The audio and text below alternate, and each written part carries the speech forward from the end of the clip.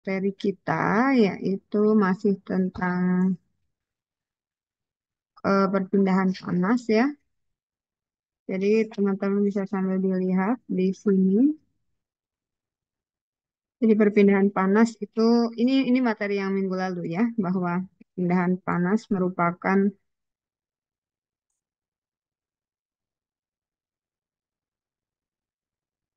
perpindahan panas ini adalah interaksi ya, interaksi antar molekul yang menyebabkan energi ini dapat dihantarkan ya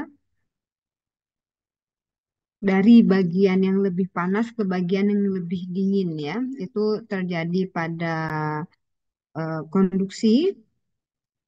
Terus yang kedua ini merupakan pergerakan molekul-molekul fluida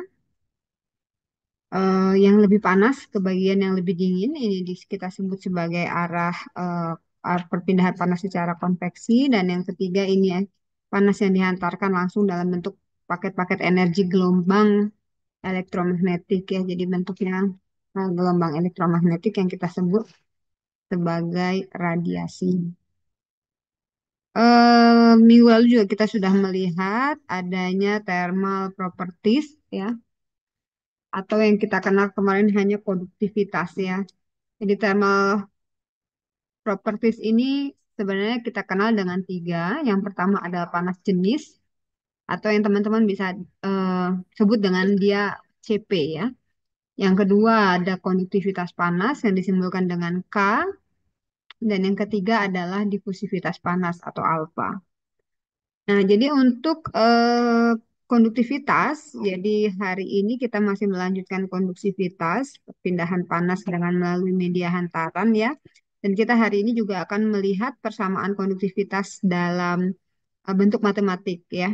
Jadi kita nanti masih menggunakan persamaan yang sama, yaitu menggunakan hukum Fourier.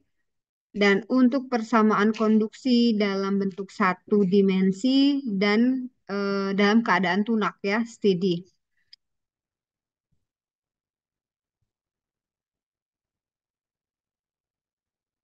Dan beberapa eh, materi hari ini mungkin kita tidak full sampai hitungannya satu SKS kan 40 menit. Jadi 100 4 kali 3 120 menit seharusnya kita 2 jam. Tetapi mungkin ini Ibu akan maksimalkan saja di waktu 1 jam. Nanti sisanya adalah mandiri ya. Dan minggu depan akan kita ulang remet materi dan mungkin kuis sebelum materi perkuliahan ya. Oke, kita lanjutkan slide-nya.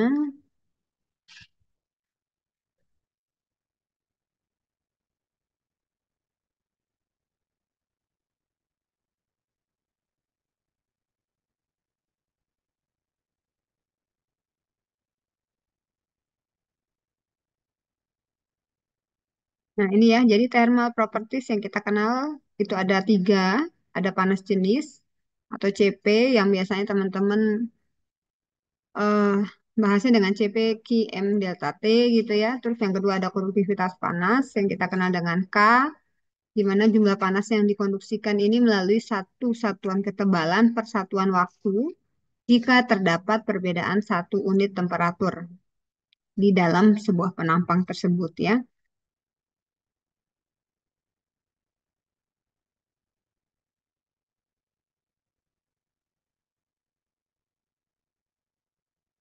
Terus yang ketiga adalah nilai difusivitas panas. Jadi difusivitas panas ini merupakan perbandingan antara konduktivitas panas terhadap densitas dan panas jenis, atau yang dituliskan secara matematis adalah alfa sama dengan K dibagi dengan rho dikalikan dengan CP ya. Nah, ini sebagaimana yang telah kita ketahui bahwa untuk menyatakan berapa besarnya perpindahan kalor atau panas, ini kita menggunakan hukum Fourier, hukum Fourier yang sudah disampaikan dan diulang-ulang dari minggu ke minggu ya. Jadi bahwa hukum Fourier itu menyatakan bahwa Q, laju aliran panas atau laju aliran kalor ini secara konduksi dalam satu bahan ini sama dengan eh, tiga buah besaran ya, seperti yang kita lihat di sini. Ada nilai K, ada nilai eh, A, dan ada nilai dt per dx. Jadi besarnya perpindahan kalor sebanding dengan gradien suhu ya. Jadi Q per A itu sebanding dengan delta T per delta X. Oke. Nah, untuk delta T per dx ini ya adalah gradien suhu terhadap penampang tersebut, yaitu perubahan suhu T terhadap jarak aliran dalam sebuah media yang berjarak X. Sehingga dalam matematika kita bisa tulis Q sama dengan min K dikalikan dengan A dikalikan dengan delta T per delta X, di mana untuk menghitung rate of transfernya itu kita bisa menghitung dengan driving force-nya dibagi dengan ketahanan atau resistensinya. Di sini driving force-nya adalah delta T, yaitu T1 min T2. Sedangkan untuk resistensinya adalah min K dikali A dikalikan dengan delta T delta X per K kali A. Kalau ini dikali di ini kan ya. Oke. Untuk arah bukan arah untuk positif dan negatif dari K ini kita memang harus sepakat ya bahwa eh, nilai persamaan pada nilai konduksi panas ya, kita harus sama-sama bahwa tanda ya, tanda min K ini sudah disampaikan juga bahwa arah aliran panas ini selalu nilainya positif ya, dari luar ke dalam. Untuk nilai K-nya adalah konduktivitas panas, besarnya tergantung pada zat atau media tersebut. Slide selanjutnya, nah ini adalah konduksi ya. Ini yang Ibu bilang tadi bahwa ada namanya rate of transfer atau driving force pada perpindahan panas ini adalah perbedaan temperatur ya. Jadi arah perpindahan kalor ini adalah dari energi dan gerakan molekul yang tinggi menuju energi dan gerakan molekul yang rendah. Nah ini ya, laju penggeraknya ini dibagi dengan tahanan. Sehingga kita bisa tulis dengan Q sama dengan min delta T per R. Ya, karena tahanan. Jadi hari ini kita akan melihat beberapa kata tahanan gitu ya. Di mana Q adalah laju perpindahan panas, delta T ini adalah perbedaan temperatur, RH itu adalah tahanan perpindahan panasnya.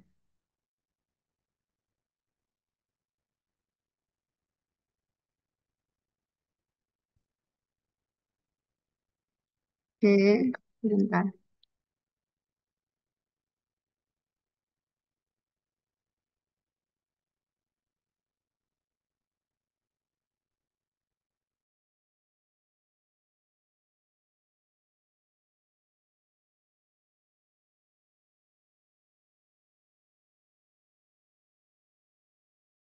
Nah, kemudian silakan jika sudah digeser pada kolom menu action, silakan kita klik enter. Jika sudah muncul seperti ini, silakan kita klik pada tombol navigasi di keyboard arah bawah dan arahkan ke scan for headphone.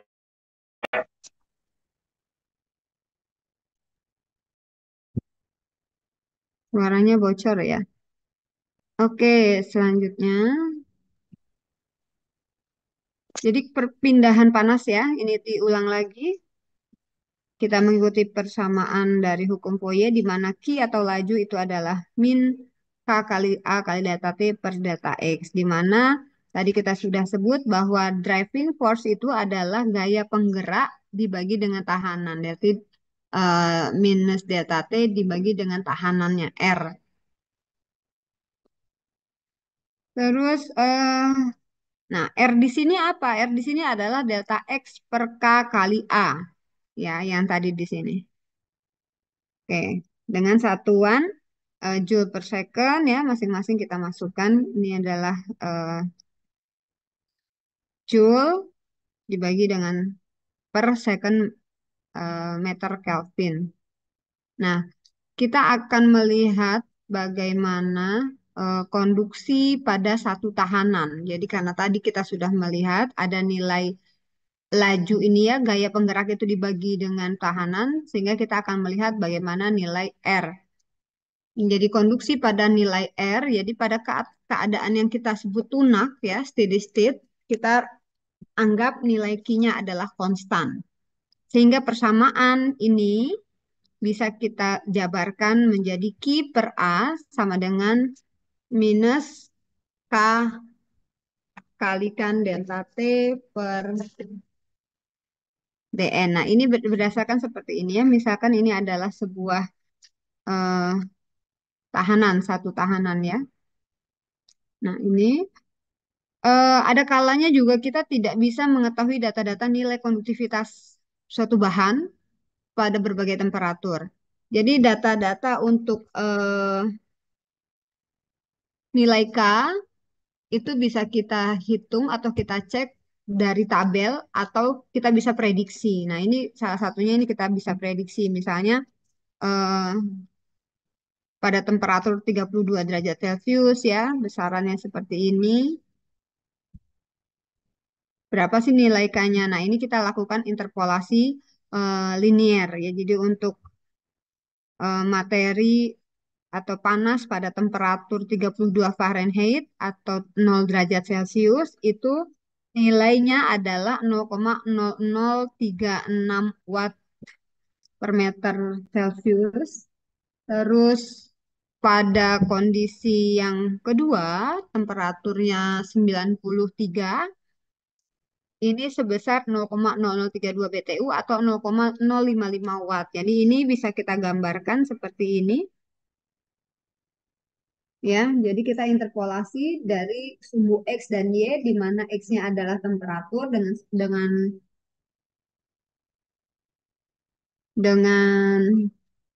Oke, Ibu mohon maaf ya ini tidak bisa Ibu admit lagi, tidak bisa Ibu terima lagi yang telat-telat karena Ibu ngajar terpecah terus ya. Jadi mohon maaf yang sudah masuk 124 jadi 122 sorry. Nanti kalau ada yang masuk lagi atau keluar masuk ibu nggak bisa ini konsentrasinya kepecah, mohon maaf ya. Oke, nah ini bisa kita interpolasi dengan kondisi seperti ini dulu. X-nya adalah temperatur, Y-nya adalah nilai K, nilai konduktivitas pada temperatur tertentu. Misalkan pada temperatur 0 dia nilainya 0,0036 dan pada temperatur 200 atau 93 derajat Celcius nilainya adalah 0,0032 BTU. Yang kita ambil adalah nilai yang satuan K-nya adalah BTU. Nah, berapa data nilai K pada temperatur 110 derajat Fahrenheit ya atau di suhu 43 derajat Fahrenheit, berapa nilai konduktivitas suatu bahan misalnya ya. Nah, kita interpolasi saja ya, di manakah pada suhu yang kita cari dikurangi dengan 0,0021 sama dengan 110 dikurangin 32, jadi interpolasinya. Nanti Ibu langsung saja ya di sini. Nanti kalian bisa trial coba pakai kalkulator atau Excel gitu. Di mana nanti dapat nilai konduktivitas suatu bahan pada temperatur 110 itu sebesar 0,0026. Oke. Oke, selanjutnya kita akan masuk ke perpindahan panas secara konduksi. Ini pada sebuah slab atau bidang datar.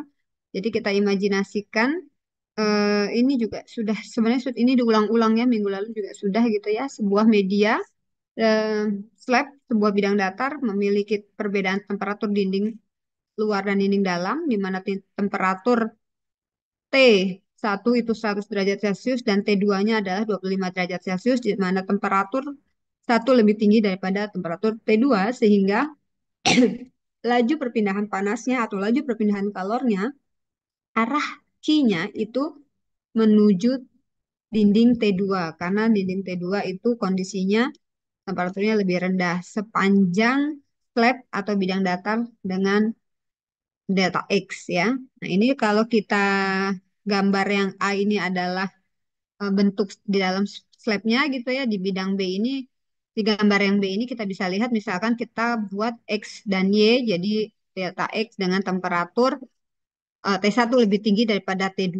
Nah, sehingga terdapat perbedaan temperatur delta T dan delta X. Nah, ini adalah hukum Fourier yang terjadi.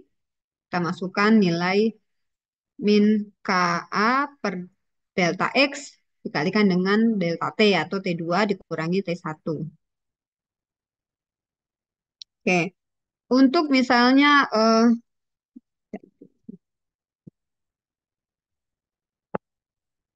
kalau itu adalah satu tahanan ya, kalau yang tadi ini adalah kita lihat adalah satu tahanan, bagaimana ketika misalnya teman-teman punya dua eh, bahan yang ternyata punya temperatur, misalnya di sini adalah T1, di sini adalah T3 dan ini adalah T2 misalnya ya. Jadi ini kita sebut ini material A, ini kita sebut material B gitu ya. Dengan delta X, ini adalah X1, ini adalah X2, ini adalah X3 gitu ya. Nah, nilainya adalah bagaimana kita bisa menghitung nilai Q pada dua bahan yang menempel ini gitu ya. Kalau kita lihat laju perpindahan panasnya pasti dia akan ke arah Q3 karena Q3 lebih T3 lebih rendah daripada T1 gitu ya. Kita tulis bahwa kita punya persamaan tadi itu adalah Q sama dengan K dikalikan dengan A dikalikan dengan delta X ya dikalikan dengan delta T. Nah, sedangkan di sini ada QA, ada QB karena ada dua senyawa ya. Jadi kita tulis Q sama dengan QA, material A sama dengan QB. Jadi kita anggap karena kondisinya tunak dan steady bahwa Q yang melewati A ini sama dengan Q yang melewati B.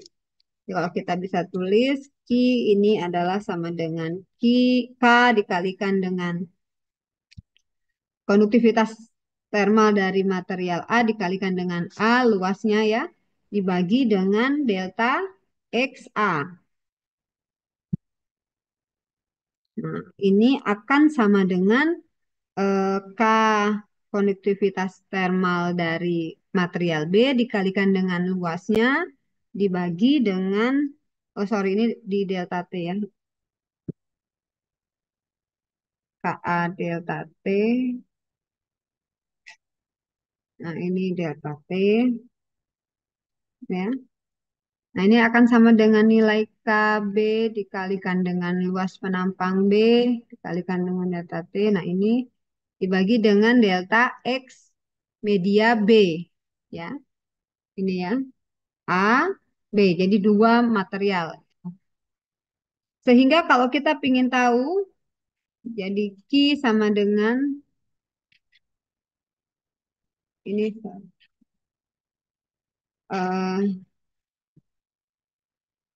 bahwa delta T-nya adalah T2 min T1. ya. Kita akan tuliskan T1 min T2. 1 min T2 ini sama dengan nilai Q dikalikan delta XA, ya, dibagi dengan KA dikali dengan eh, nilai A. Ya, hal yang sama bahwa T2, ya, T2 dikurangi T3 ini adalah nilai Q dikalikan dengan delta X media B dibagi dengan nilai K media B, bahan B dikalikan dengan A gitu ya.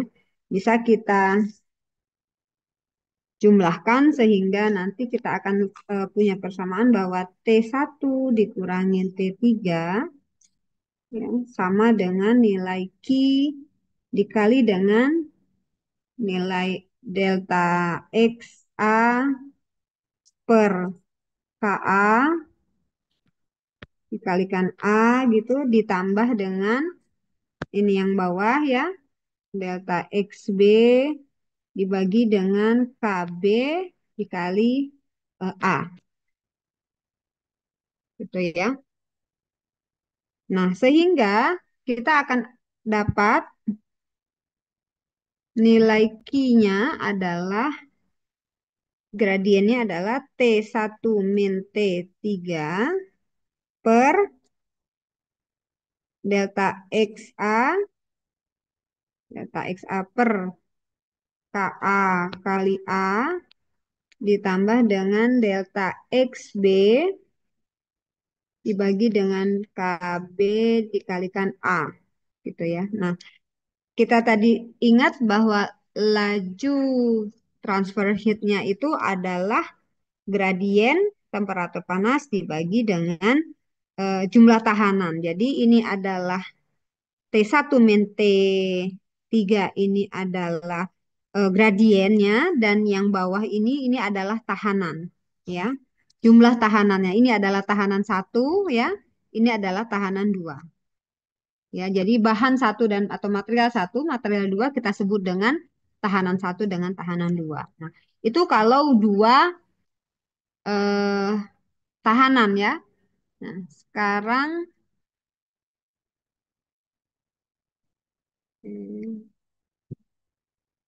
kita bersihkan dulu.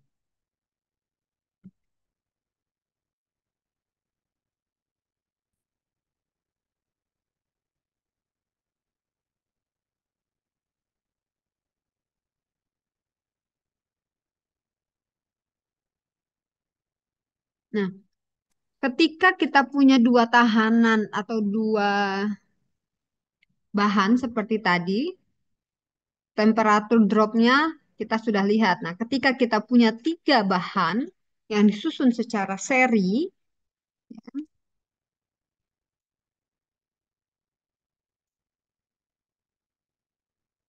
ketika kita punya bahan ya ini, di mana ada A, B, dan C ya, temperatur dropnya adalah delta T, jadi kita sebut juga dengan ada delta TA untuk material Ra, terus delta TB untuk RB, untuk tahanan B, dan TC untuk tahanan C, di mana jaraknya adalah kita sebut BA, BB, dan BC. Sini ya kita ilustrasikan. Nah, kalau kita lihat di gambar atau kita lakukan pendekatan melalui grafik X dan Y, sehingga kita akan lihat di BA, BB, dan BC terdapat delta T ya. Di sini kita akan lihat segini loh, kurang lebih delta TA, ini delta B, dan ini delta C. Nah, oke, misalkan kita langsung ke dalam sebuah kondisi, ini tiga material dengan tiga konduktivitas termal. Ada K1, K2, K3. Di mana kondisi nilai K1 itu lebih besar daripada K2 dan K2 itu lebih besar daripada K3. Temperaturnya di dinding bagian luar K1 ini adalah sebesar 1000 derajat Celcius. Kita sebut dengan temperatur A. Di bagian luar R3 gitu ya. Ini temperaturnya adalah 40 derajat Celcius. Sehingga kita bisa hitung, kita bisa melihat gradien temperaturnya atau temperatur dropnya dari titik T1 atau TA ke T2, T3, baru dia turun menjadi 40 derajat Celcius.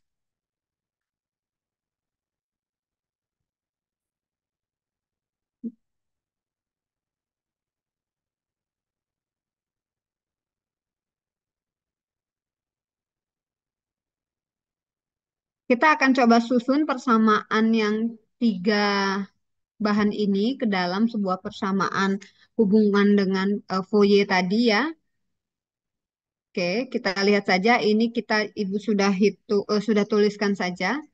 Jadi konduksi pada tahanan secara seri dengan tiga bahan tadi bisa kita tuliskan ya, di mana Q1 per A1 itu adalah untuk T1 dan X1, Q2 per A2 itu adalah untuk nilai K2 dengan temperatur T2 dan X2, dan untuk nilai laju panas pada Q3 itu dibagi dengan luasan A3 itu adalah K3 dikali dengan delta T per delta X. Nah, karena kondisinya adalah tunak dan luasannya sama,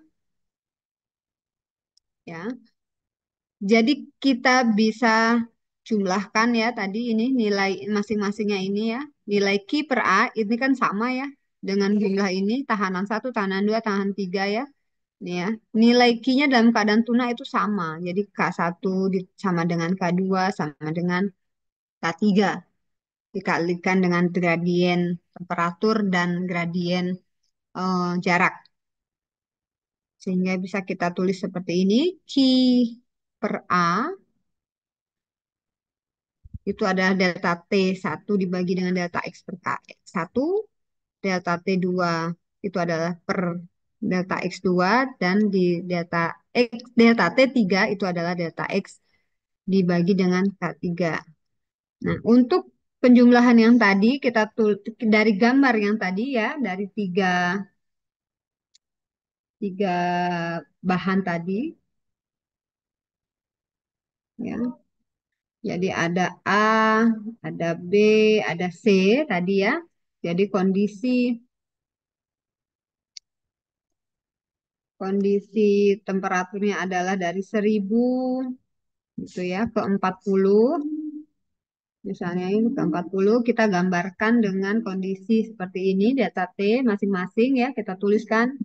Berarti kan delta T1 untuk pada A gitu ya adalah temperatur TB dikurangin TA. Sedangkan untuk T2, ya ini satu, ini dua, ini tiga. T2 ini adalah Q per A dikalikan delta X per K2 ini sama dengan delta T. Delta T-nya adalah TC, ya, TC dikurangi dengan TB. Nah, yang ketiga, ini T-nya adalah TD, ya. Kita sebutnya ini TD ya. Jadi ini A, ini titik B, ini titik C, ini titik D. Nah, di titik D ini jadi TD per T dikurangi TC. Ini kita eh, jumlahkan yang sama-sama kita coret ya. Ini kita coret, ini TB dengan TB, TC kita dengan TC kurangi. Ini kita dapat persamaan bahwa Q per A itu adalah delta X1 per K1 ditambah dengan delta X2 per K2 ditambah dengan delta X3 ini bukan 2 ini per K3 dikurangi sama dengan delta ini 3 ya, ini 3 sama dengan TD per dikurangi dengan TA. Nah, kalau kita mau pindah ruas ya, kita pisahkan. Jadi Q per A ini adalah delta T dari TD ke TA karena dia dari posisi temperatur rendah ke tinggi ini sehingga masih minus ya. Dibagi dengan tahanan tadi, tahanan satu, tahanan dua, tahanan tiga. Nah, ingat ya, kita pindahkan lagi karena kita mau mencari Q-nya saja, berarti A-nya adalah kita pindahkan ke bawah. Sehingga dalam satu tahanan ini menjadi delta X1 dibagi K1 dikali luas ditambah untuk tahanan 2 X2, jadi delta X2 dibagi K2A dan tahanan tiganya X3, ini delta X3 dikali K3 dikali A. Sehingga kalau kita lihat di sini nilai Q adalah delta T, di mana delta T-nya adalah TD min TA, dibagi dengan tahanan satu, tahanan 2, tahanan 3 atau sederhananya delta T dibagi dengan R total ya. Nah, ini sama dengan rangkaian rumus untuk ke dalam listrik DC ya. Rangkaian seri listrik DC. Oke, mudah-mudahan nggak terlalu cepat ya, bisa dipahami.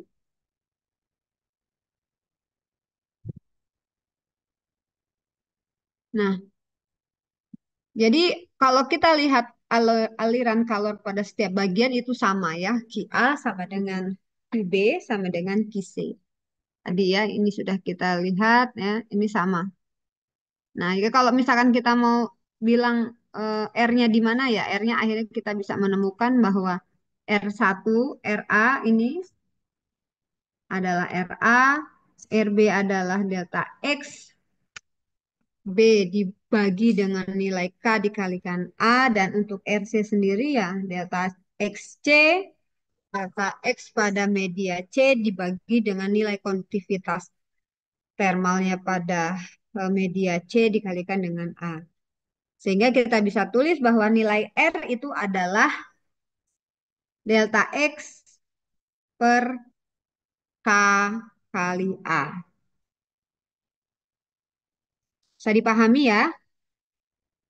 Bisa, Bu. Oke.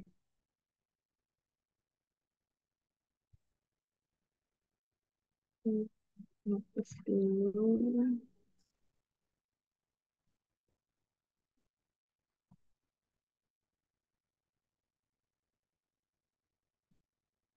Ini analogi kelistrikannya ya. Kalau belajar fisika mungkin kita sudah nilai kelistrikan. Nah, ini kurang lebih seperti ini. Bahwa dari T1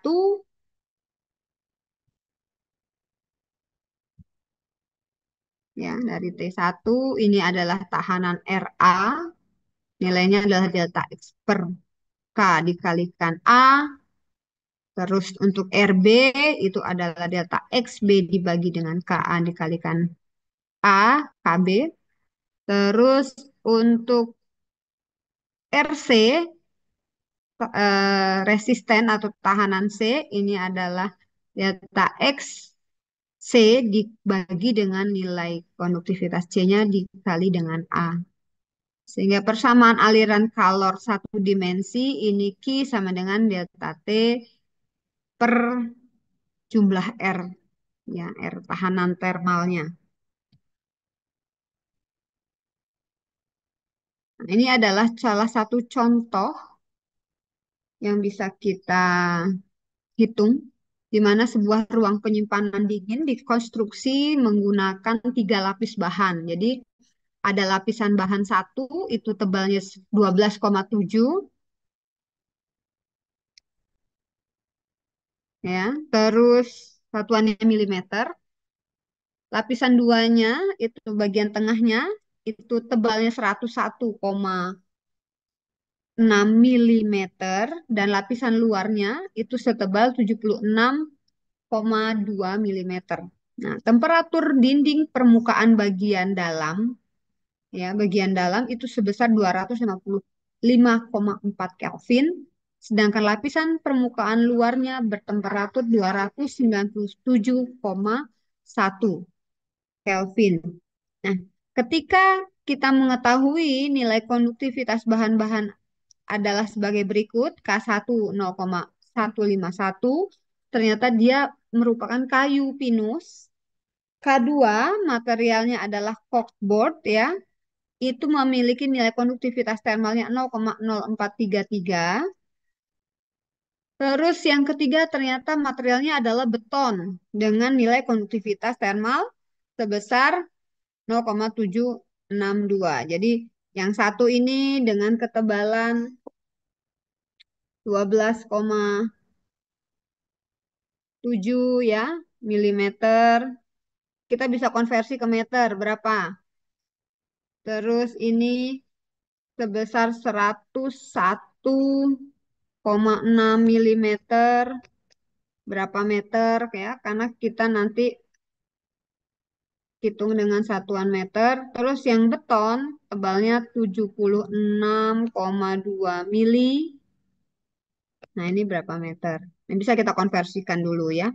Nah, pertanyaannya adalah berapa atau hitung kehilangan Ki atau panas dalam tiap meter persegi luas dan juga temperatur antar muka dinding. Nah, kalau ada soal seperti ini, kita harus menggambarkan dulu agar lebih mudah dalam memahami ya.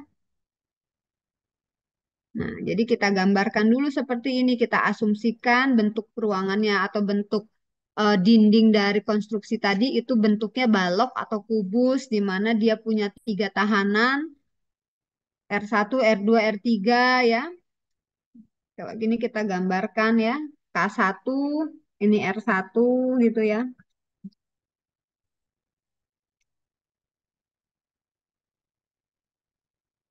Nah, ini adalah R1-nya, ini R2-nya, satu, R2 ya, dan ini R3. Nah, temperaturnya tadi kita sudah lihat bagian dinding luar dan dinding dalam ya informasinya. Jadi kita bisa tulis dalam gambar tersebut temperaturnya 255,4 Kelvin dan bagian dalamnya itu sebesar 297,1 Kelvin. Nah, jaraknya juga tadi dikasih tebalnya, sorry ya. Tebalnya juga tadi diberikan informasi bahwa K1 itu tebalnya tadi dalam satuan milimeter kita konversi ke dalam meter sehingga kita dapat 0,00127 meter. Terus nilai resisten tebal yang tengah itu sebesar 0,1016 meter dan yang ketiga tadi adalah beton memiliki ketebalan 76 milimeter atau 0,07 meter ya 0,076 meter. Nah, di mana kita ketahui bahwa rumus R1 untuk mencari R itu adalah delta X dibagi dengan nilai K dikalikan dengan A. Kita masukkan saja nilainya masing-masing ya. Delta X untuk di A kita masukkan 0,0012 dibagi dengan konduktivitas panasnya tadi kita sudah ketahui kayu pinus ya dikalikan dengan A. Kenapa A-nya kita tulis satu? Karena dalam soal itu per satuan luas. Satuan luas itu kan meter. Jadi dianggap aja per 1 meter persegi gitu ya. Makanya kita tulisnya satu. Sehingga didapatkan nilai R-nya sebesar 0,0084 kilo per watt. Jadi nilai Q pada R1 0,00841 kilo per watt ya.